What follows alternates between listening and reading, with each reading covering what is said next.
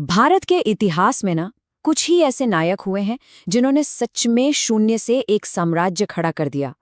तो आज हम उसी महान योद्धा की कहानी में उतरेंगे जिसने उस दौर की शक्तिशाली सल्तनतों को सीधी चुनौती दी थी, छत्रपति शिवाजी महाराज। 17वीं सदी का भारत, जरा सोचिए, एक ऐसा दौर जहां मुगलों और सल्तनतों की सत्ता का सूरज कभी डूबता ही नहीं था। और ऐसे में सह्याद्री की पहाड़ियों से एक आवाज उठी। लेकिन सवाल ये है कि वो कौन था और उसने अकेले दम पर एक आजाद साम्राज्य की नींव आखिर रखी कैसे? इस सवाल का जवाब छिपा है एक बहुत ही असाधारण परवरिश में। देखिए, हर महान क्रांति की तरह इसकी शुरुआत भी एक विजन से हुई, एक दृष्टिकोण से जो बचपन की कहानियों और शिक्षाओं में गढ़ा गया था। साल था 1630, जगह शिवनेरी का किला। यहाँ एक भविष्य के सम्राट का जन्म हुआ। उनकी पहली गुरु थीं उनकी माँ जीजाबाई, जिन्होंने उनके दिलो दिमाग में स्वराज की आग जलाई। और उनके मार्गदर्शक थे दादोजी कोंडदेव, जिन्होंने उन्हें शस्त्र और शास्त्र दोनों का ज्ञान दिया। असल में इन्हीं दोनों ने एक बालक को एक योद्धा बनाया।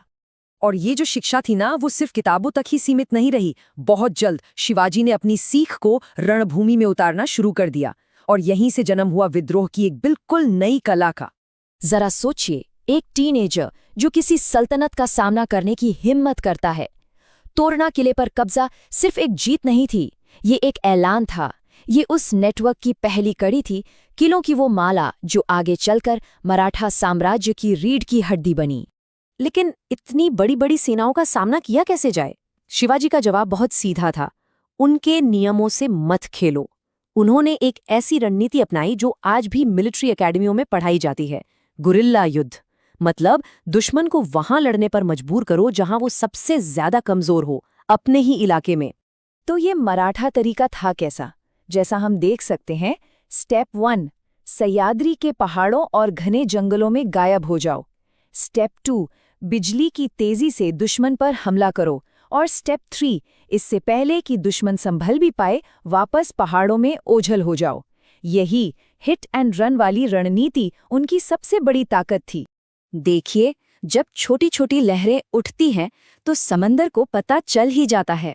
शिवाजी की बढ़ती ताकत ने आखिरकार बीजापुर सल्तनत की नींद उड़ा दी। अब वक्त था असली परीक्षा का, एक विशाल शक्ति से आमना सामना। तो बीजापुर सल्तनत ने इस विद्रोह को कुचलने के लिए अपने सबसे क्रूर और अनुभवी जनरल अफजल खान को भेजा। उसका मिशन एकदम साफ था, शिवाजी को पकड़ो या फिर खत्म कर दो। ये लड़ाई सिर्फ दो सेनाओं की नहीं थी, बल्कि दो विचारधाराओं की थी।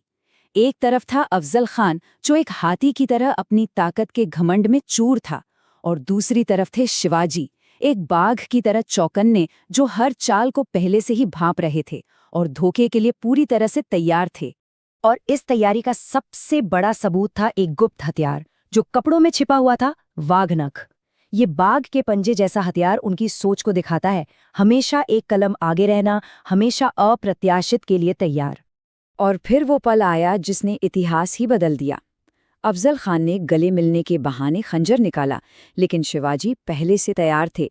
उन्होंने अपनी चतुराई और हिम्मत का ऐसा प्रदर्शन किया कि पल भर में ही पूरा पासा पलट गया। ये सिर्फ एक व्यक्ति की हार नहीं थी, ये एक साम्राज्य पर एक सोच की जीत थी। एक गुलायत को हराने के बाद अब शिवाजी के सामने दूसरा और भी बड़ा गुलायत खड़ा था, दिल्ली में बैठा मुगल साम्राज्य, जो उस वक्त हिंदुस्तान की सबसे बड़ी ताकत थी। अब संघर्ष का मैदान और भी बड़ा होने वाला था। कई सालों के संघर्ष के बाद मुगल बादशाह औरंगजेब ने एक चाल चली। उसने 1666 में शिवाजी को सम्मान के बहाने आगरा बुलाया, लेकिन ये सम्मान का नहीं, अपमान का एक जाल था। आगरा पहुंचते ही उन्हें नजरबंद कर दिया गया, मतलब शेर अब पिंजरे में था। लेकिन इस पिंजरे में भी उन्होंने हार नहीं मानी। यहाँ उनकी सैन्य रणनीति नहीं, बल्कि उनकी बुद्धि काम आई। कैद में रहते हुए उन्होंने भागने की एक ऐसी कमाल की योजना बनाई जो आज भी किस्से कहानियों में सुनाई जाती है। फलों की टोकरियों में छिपकर वो मुगल पहरेदारों की आंखों के ठीक नीचे से निकल गए और अपने स्वराज के सपने को पूरा करने के लिए महाराष्ट्र वापस लौट आए। आगरा से ये चमत्कारी वापसी, इसने ये साबित कर दिया कि शिवाजी को रोकना नामुमकिन है।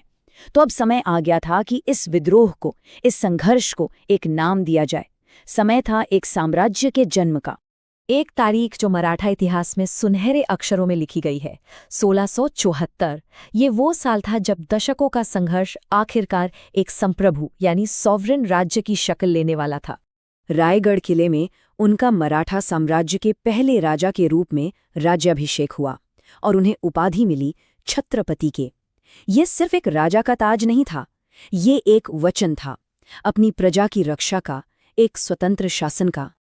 लेकिन शिवाजी की विरासत सिर्फ किलों और लड़ाइयों से कहीं ज्यादा बड़ी है। उन्होंने एक ऐसा प्रशासन बनाया जो आम आदमी का ध्यान रखता था। उन्होंने दूर की सोचते हुए एक शक्तिशाली नौसेना की नींव रखी, जो समंदर पर भारत की ताकत का प्रतीक बनी। उन्होंने सिर्फ जमीन नहीं जीती, बल्कि एक राष्ट्र का निर्माण किया। और इन्हीं सब वजहों से आज छत्रपति शिवाजी महाराज को भारत के इतिहास के सबसे महान योद्धा राजाओं में गिना जाता है। शिवाजी महाराज की कहानी हमें एक सवाल के साथ छोड़ जाती है कि क्या एक व्यक्ति का साहस, सही रणनीति और एक बड़ा दृष्टिकोण वाकई में सबसे शक्तिशाली साम्राज्यों को भी चुनौती दे सकता है?